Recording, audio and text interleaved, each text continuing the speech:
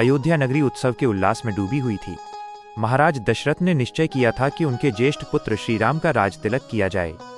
इसी शुभ समाचार को अपनी प्रिय रानी कैकेयी को सुनाने के लिए वे बड़े हर्ष के साथ उनके महल की ओर बढ़े। किंतु महल में पहुंचकर उन्हें ज्ञात हुआ कि कैकेयी रुष्ट होकर कोप भवन में चली गई हैं। ये सुनते ही उनका हृदय आशंका से भर गया। वे शीघ्रता से कोप भवन पहुंचे। वहां का दृश्य देखकर वे स्तब्ध रह गए। कैकेयी मलिन वस्त्रों में बिखरे केशों के साथ भूमि पर पड़ी थीं।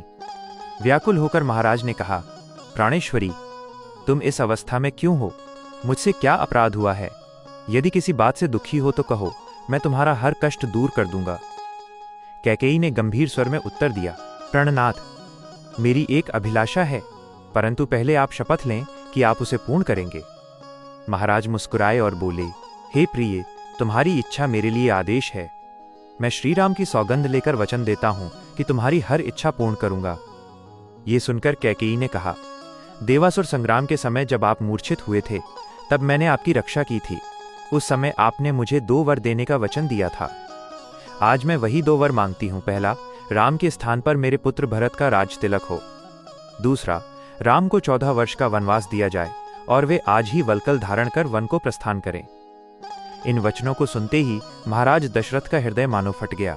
वे मूर्छित होकर भूमि पर गिर पड़े। चेतना आने पर वे वेदना से कांपते हुए बोले, हे निष्ठुरे, राम तो तुझ पर अपनी जननी से भी अधिक श्रद्धा रखते हैं। तू उनके साथ ऐसा अन्याय कैसे कर सकती है? मैं प्राण त्याग सकता हूं, पर राम का वियोग सहन नहीं कर सकता। कोई और वर मांग ले। किंतु कैकेयी अडिग रहीं। उन्होंने कठोर स्वर में कहा, राजन, आप सूर्यवंशी हैं। प्रतिज्ञा से पीछे हटना आपके कुल को कलंकित करेगा। यदि आप वचन नहीं निभाएंगे तो मैं यहीं प्राण त्याग दूंगी। पूरी रात्रि इसी संवाद और वेदना में बीत गई। प्रातःकाल जब गुरु वशिष्ठ और मंत्रीगण राजप्रासाद पहुंचे, तब भी महाराज शोक से व्याकुल थे। महामंत्री सुमंत को भीतर भेजा गया।